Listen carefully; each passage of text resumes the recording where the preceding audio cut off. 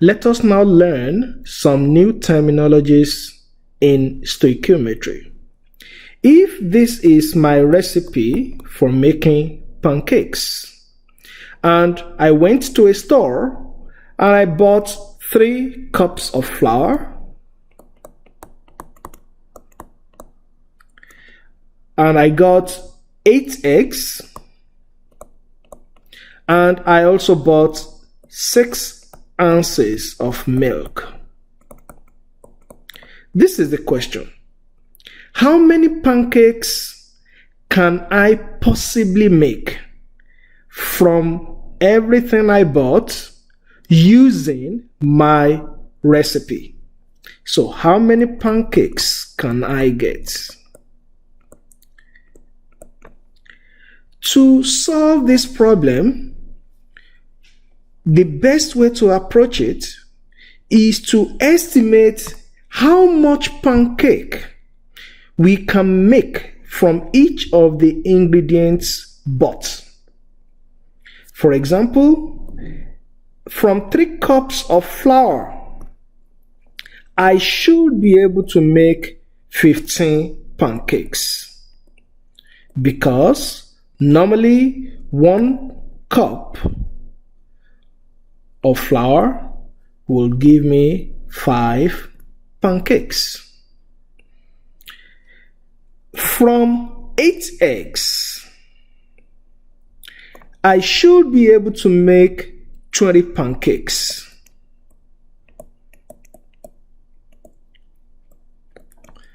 And from 6 ounces of milk, I should be able to make 10 pancakes. The question then is, how many pancakes can I actually get? I will only be able to make 10 pancakes. And why is that the case? The reason is because as I'm making the pancakes, when I use up the milk that I bought, there is no more pancakes that could be made, because one of the ingredients is already done. I do not have enough of that ingredient. So the other ingredients are in excess, and I cannot make pancakes simply by adding egg to cups of flour.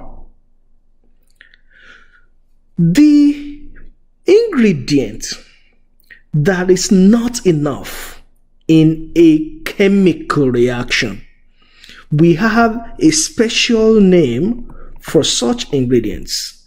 We call them limiting reactants, because when the limiting reactant is used up, the reaction will stop.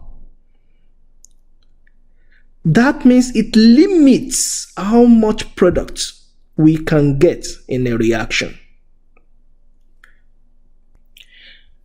And the easiest way to know which of the reactants is the limiting reactant is to predict how much product you can get from each reactant, and whichever gives you the least amount of product will be the limiting reactant. So the limiting reactant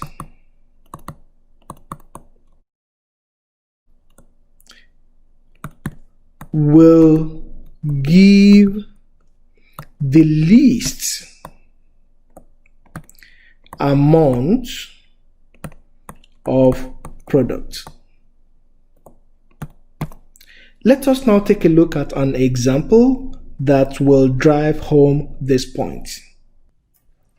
In this example, we want to know how many grams of aluminum sulfide, which is the product, can be formed according to the reaction below if 10.0 grams of aluminum is reacted with 15.0 grams of sulfur. Now, we have two reactants, and the masses for the two reactants are given. One of them will be in excess. The other one will be the limiting reactant, but we do not know which is which. If we know the limiting reactant, we know that the limiting reactant will determine how much of the product we will get. So, to solve this problem, we will determine how much of the aluminum sulfide can be obtained from each of them. Let us begin with the aluminum. We were supplied 10.0 grams of aluminum. We will convert that to moles. We know from the periodic table that 26.98 grams of aluminum is equal to 1 mole of aluminum. Then we will relate what we want to what we know. What we want is the aluminum sulfide. The relationship between the aluminum and the aluminum sulfide is that 16 moles of the aluminum will normally lead to 8 moles of aluminum sulfide. Moles will cancel out here, just like grams of aluminum will cancel out. And we can then convert the moles of aluminum sulfide to the mass.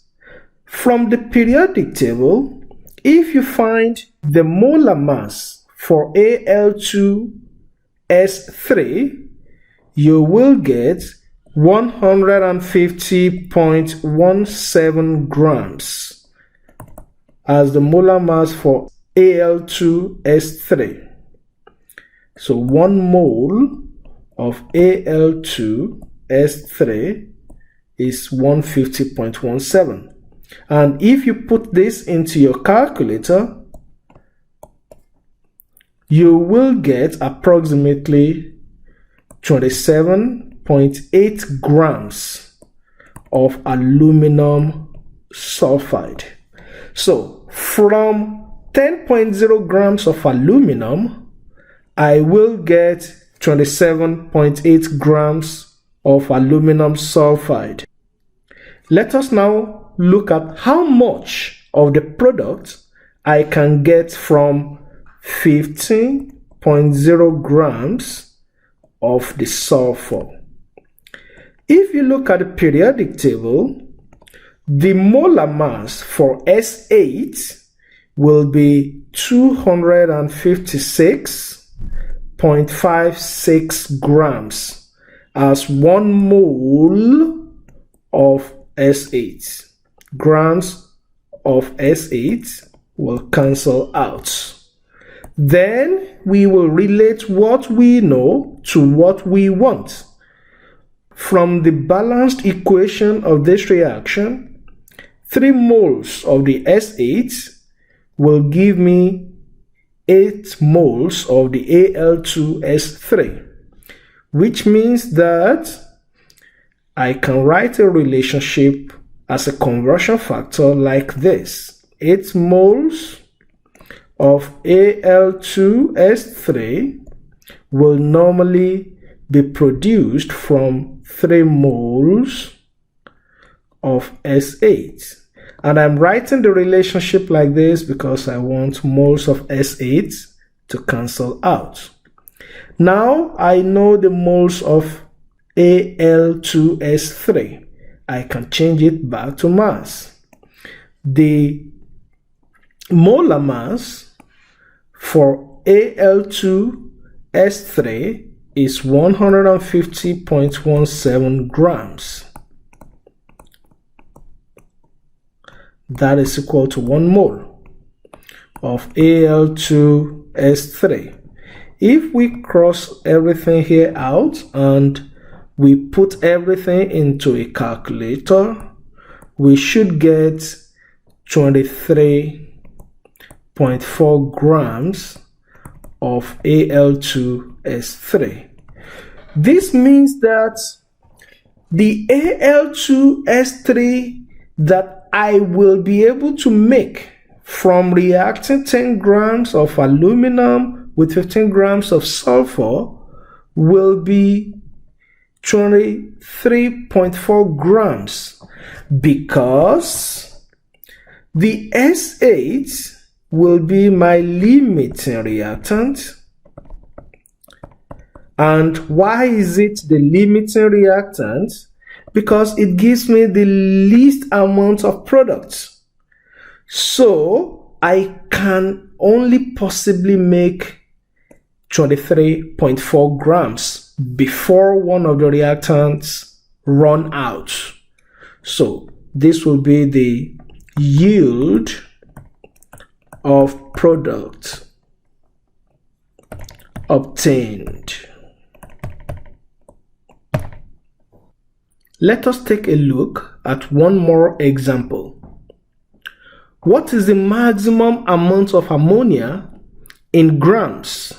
So we want to know the maximum amount of the product that can be synthesized from 25.2 grams of nitrogen and 8.42 grams of hydrogen.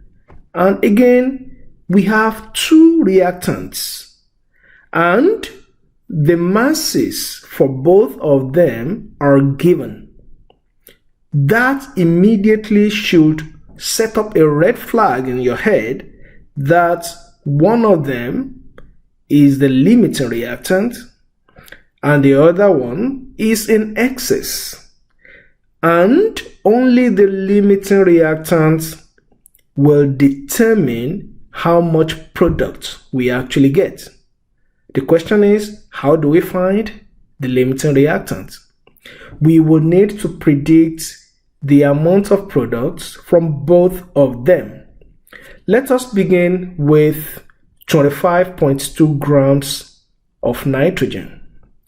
If you have 25.2 grams of nitrogen, you can change that to moles from the periodic table. If you check, you will see that 28.02 grams of nitrogen is equal to 1 mole of nitrogen gas. Grams of nitrogen will cancel out. Then we can relate what we know to what we want. We know that from the balanced equation of the reaction, 1 mole of nitrogen gas will normally give 2 moles of ammonia gas. Moles of nitrogen will cancel out. Then we can change the moles of ammonia to the mass.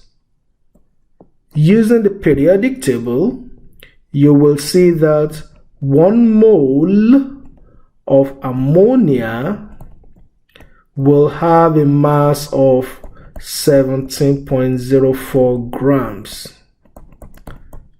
So that moles of ammonia can cancel out. If you punch all of these numbers into a calculator, you should get 30.7 grams approximately for ammonia. Let us now predict how much ammonia we will get from 8.42 grams of hydrogen. If we have 8.42 grams of hydrogen gas, we can change that to mole. If you look at the periodic table, you will see that the molar mass for hydrogen gas will be 2.02 grams. That is equal to 1 mole of hydrogen gas. So grams of hydrogen will cancel out. Then we can relate the hydrogen gas to the ammonia using the balanced equation. And the relationship is that normally 3 moles of hydrogen gas will yield 2 moles of ammonia. And as written, moles of hydrogen gas will cancel out. And then we can convert the moles of ammonia to the mass, which means that 1 mole of ammonia using the periodic table will yield 17.04 grams of ammonia. Moles of ammonia will cancel out. If you put this in a calculator, this will approximately give 47.4 grams of ammonia.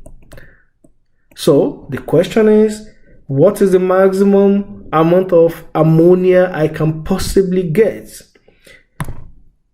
Nitrogen will be my limiting reactant because nitrogen gives me the least amount of the product. So my limiting reactant has now been identified. And if I know the limiting reactant, I know how much yield I can possibly get. So this will be the maximum amount of ammonia.